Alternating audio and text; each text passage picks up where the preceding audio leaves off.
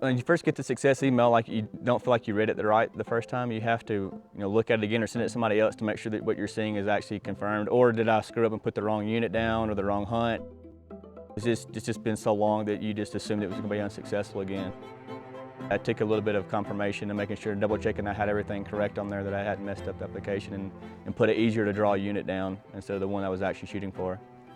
We had several hunts this fall that were already scheduled, and then you find out in May that this one's also on the books now. And so the other ones kind of have to be pushed aside and shifted to make room for this one. This takes priority. Again, this long to draw, there's no turning it back in and waiting until next year.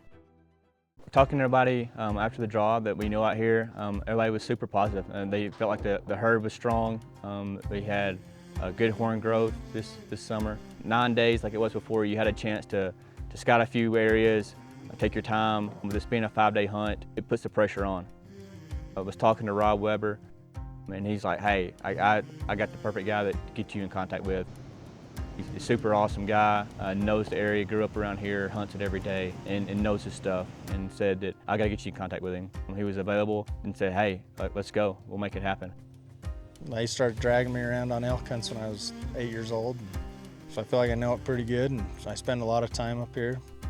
All summer long, it's all we do, me and my family. We just camp all summer, and I go look and go fishing and hanging out. So this is my going into my 7th full season of full-time guiding every fall. I guide in Wyoming, Colorado, and Utah. Elk, bison, deer, obviously, and I do some lion hunts. The elk hunting, especially in September and the first part of October, the elk are screaming. They're chasing each other around, especially right. This hunt that Robby had is peak rut. You see a lot of elk, you hear a lot of elk. You get to hear them fighting. You get to see all kinds of stuff. You got a rifle. It's an awesome hunt. Day one of scouting, covered a lot of area in the truck, got up to the top of a mountain on an overlook. Dad dropped us off to where we could just hike down, cover as much area as we could. Covered several miles, spotted quite a few elk. We got back to the truck at a decent time. It wasn't dark, enough time to see. And as we were coming back to camp, we spotted a good bull, a good respectable bull with 7 or 8 cows on a ridge top off to our left. Got out, glassed them, looked at them through the spotting scope for quite some time and really never spooked. Watched that bull, so he finally walked up over the ridge, couldn't see him anymore. Just before dark, we got up to a good lookout spot. Could see a good open area across the canyon. As soon as we got to the top, there was already 2 bulls in the opening. Watched them for quite some time. Couldn't get a really good grasp on how big they were. It was hard to see, close to 2 miles away. So it was difficult to get a read on how big they were, but 2 good bulls. Nonetheless, they were rutting, they were ready to go. They were sparring and fighting and pushing each other around. We knew the rut was right around the corner. We made it to our second camp in the mountain. The night before the hunt started, we went out and scouted with Jordan. Took us out, kind of the area that we were going to be hunting, get a lay of the land, see how things looked, and we spotted some bulls that night. Oh, there's a bull for sure. Sight in the red, like the first kind of red you see on that hill.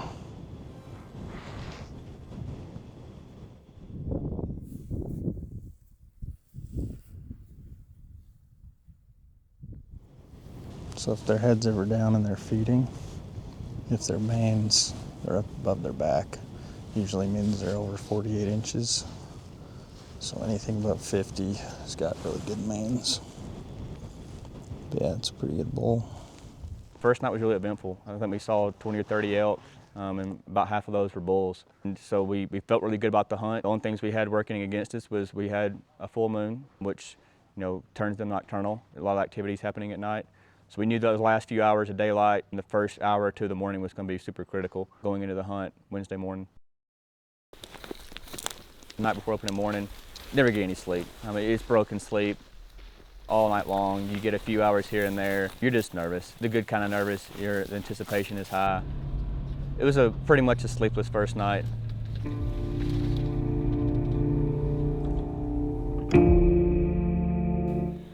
The game plan going into it was to hunt this one particular bull. He was a 6x7 with a tripod on one side.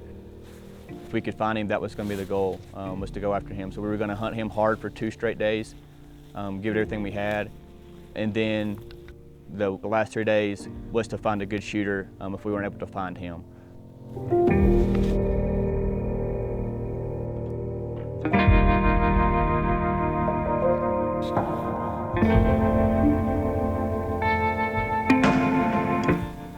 That's weird. It's like a spike by 6. Spike by 6? Yeah. Might be that bull I was telling you about. Really? Yeah. You see his left side's a 6. But there's something funny on his right side. I can't tell exactly. Yeah, see that? Mm-hmm.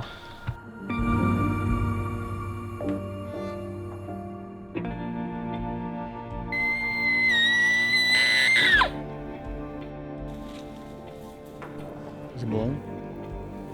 Y'all getting spied on back here. What? What in the hell is that thing? There's something hanging from it. Dude, I don't know what that thing is. That's a floating condom. That's what it looks like. We gotta go a little further. Let's get up here and start glass.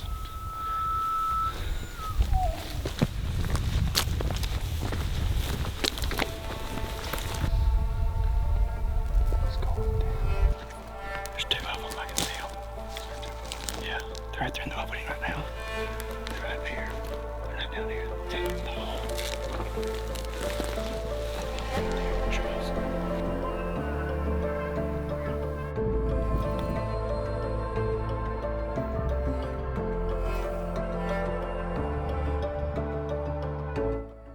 That morning, we had seen a bunch of elk right off the bat. I mean, we shut the doors of the side-by-side and they were bugling just down the hill from us, but there wasn't anything in there that we wanted to shoot. I mean, there was a 300-inch 6-point, there was a spike by 6, some raghorns, a spike by 2, and a bunch of cows.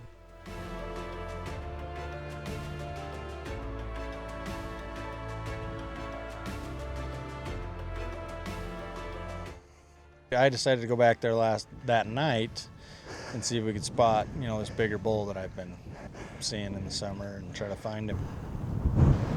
Hopefully we can kind of get on this side of the point and the wind not be as bad. I mean, the wind started blowing. It was 40 miles an hour gusting straight from east to west, and every elk I saw was pretty much down in the very bottom of the canyon. I mean, it was hard to get a good look because the spot and scope's shaking so bad. It was hard to tell exactly what everything was. You just tell some of them were small bulls, and we just, I decided we needed to switch it up a little bit. They might be up in here. Gotcha. So we'll make our way down over there. The bulls had to have pushed over the ridge into a third canyon that we hadn't been to yet. So we were going to take day 3 and spend it in that area all day long spotting. So we had Rob drop us off at the very top. We had, a 5-mile hike back to the bottom. And so we set out that morning and continued on to where the area we were really trying to get to. Made it there around noon, began glassing, and as soon as we got to where we were going, the bulls were bugling already, midday. That bull has gotten closer. This one's still here. We sat there for 8 straight hours waiting for this bull to come out.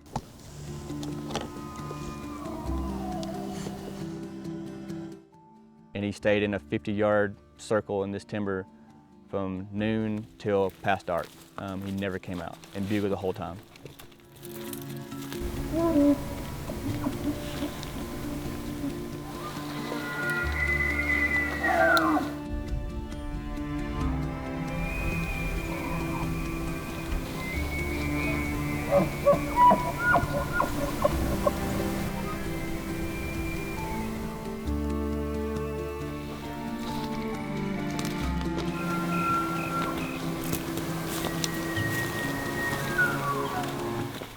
We eased out, came down the face in the dark, which was a challenge in itself, coming down in the dark no matter where you're at, but especially on something with that type of incline, that thick of brush, was fun, but no clean-cut trail. It was, there was no trail that way, just bail off the side of the mountain and slide down, and it was thick. You couldn't see It was interesting, but we knew that the elk were still in that area. We knew that we had isolated them to that canyon. We heard 4 or 5 more bulls in that area that evening bugling besides the one that was below us. So we knew that was where we had to be the next morning. Let's get back in there with those that we had found the evening before and see what we could see. We came up the face we went down the night before, which was difficult. It was a difficult hike. It was steep and it was tough. We finally got to the top. It happened fast. He said, "Shooter, shooter, come on, let's go." It was like, there they are, Robby, get your gun. I was getting my gun ready. Reid was getting his camera ready. Jordan was getting his scope out. I think we all kind of came together at the same time. I was trying to put bipods on and put a round in the chamber, get a good range on him. Jordan finally got the scope out on him and said, "Yep, that's the shooter we were looking for." At that time, Reid's like, "Yep, I've got him. I found him in the camera. We're good." The only thing I thought is just don't miss. Yeah.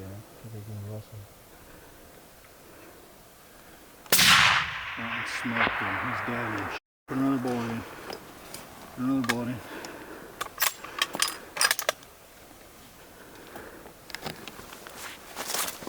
He's down. He's down. He's down, baby. Oh. Oh. And he did a great job. Great shot. Hey, we got one down. Did you? Yep. You got an elk. Okay, you just kill it? Yep, we're not to him yet. We're catching our breath before we head down. Yeah, send us pictures when you get it. I will. Well, I don't have service probably when I get down in there to him, but so it may be a little bit before I can get them to you, but I'll send you some pictures. So I just wanted to tell you we're fixing to bail off in here, so it'll be a little bit. All right, y'all have fun.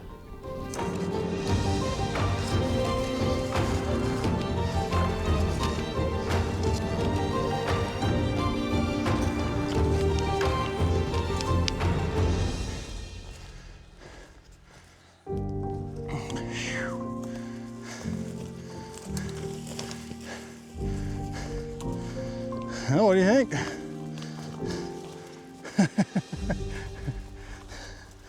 Got him. Yeah, he's a nice bull. Oh yeah, he's a good bull. Swords are nice. Thirds are good, fronts are good. Good beams. What do you think? Hell yeah. You like him? Oh yeah. Hell yeah. Congrats. Appreciate it, brother. Yeah, that's a good one. Yeah, that's fresh. Yeah, he just barely busted it. Not even any dirt in it. Yeah, there was no ground shrinkage with him. He was everything we thought and then some. And I didn't get a great look at his horns and his rack prior to shooting. Jordan had spotted, found him in the scope as quick as I could. Probably worked out best. I didn't have a time to really focus on horns and get super nervous on the shot. Just had to get a good rest, control my breathing from the hike, and put a good shot on him. And, after the shot, you get up there and get your initial pictures and all the high fives and the celebrations and all that goes with it. That's when the work begins.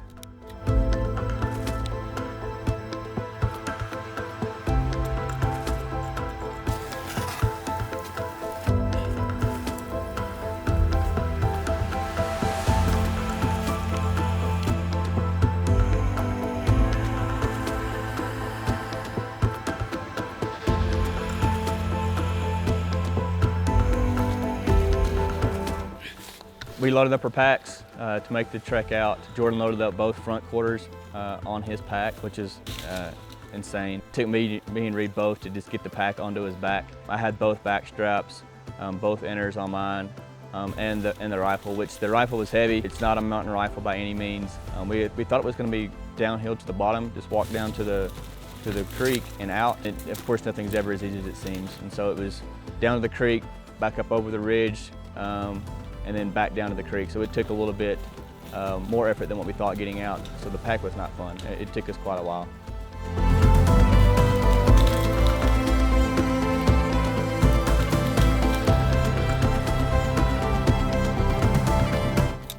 So when we got back to camp that night, it was late. It was after dark. So we just made the decision to, hey, well, let's just wait tomorrow morning. We'll go back in and get the rest of that tomorrow morning. The next morning, we decided to bring the horses. We knew we were going to get them all the way to the animal, but we could get them close, a lot closer than just having to pack it all the way out.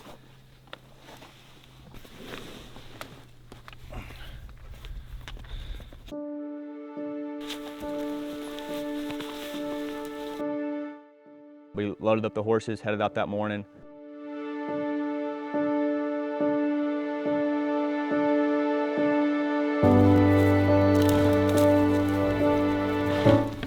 So there was a lot of just, plowing through just thick brush and ripping jackets and cutting faces, and horses were cut. It was an adventure getting started until we got to where we actually needed to be. And coming back out was great. And we were able to get up to the animal.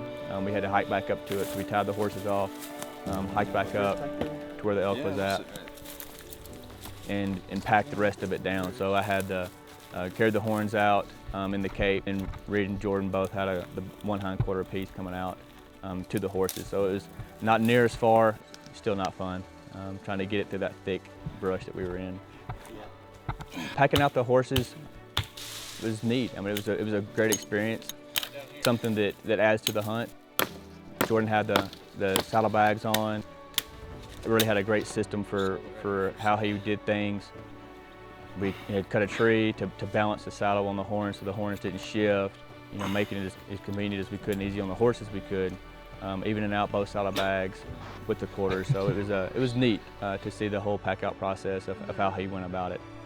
Because again, it's not something that you see on every Western hunt. It definitely was another dimension to it. So this tag was, I guess, truly 19 years in the making. So we started putting in for this unit in Utah in 2006, limited entry draw. I had 18 points and got drawn in the 19th year. So it's been a long time in the making.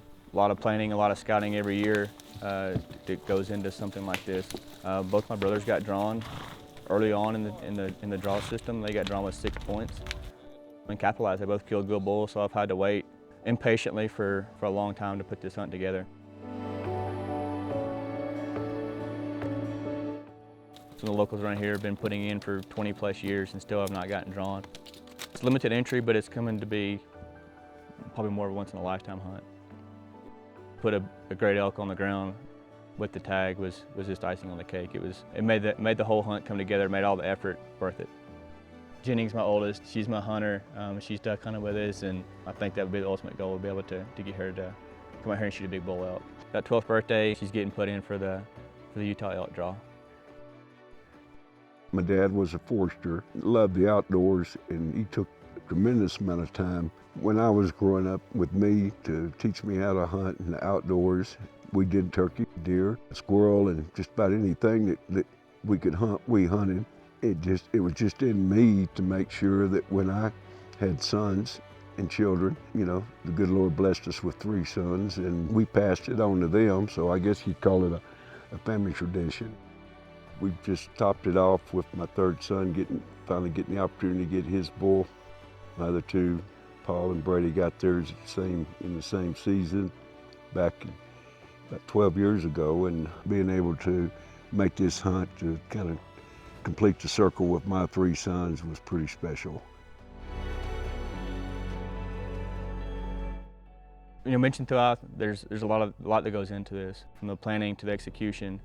Just a lot of people to thank. To my wife Kayla and the 2 girls, super appreciative and thankful for the support. They're kind of holding down the home fort while I was gone. Jordan, super awesome guy, knows his stuff, knows the area like the back of his hand, knows the behavior of the elk, and can judge them and score them as quick as he can, where you need to go next. He was just super knowledgeable and super awesome guy. And I know I'll leave some of them out, but Dennis Beardall and his wife, Rob Weber and his wife, Mila Metcalf and his wife, Reid Zandbelt coming over to do all the video work and the photography and the packing out and the assisting in the hunt. Just a great crew. Could not have handpicked a better crew to put together to make this happen. And to my dad, he's been here for the full 19-year journey from the time we started putting in 2006 to getting drawn this year. And he's been super instrumental to putting this together, making the contacts, commitment to the hunt in every way possible. Can't say thank you enough.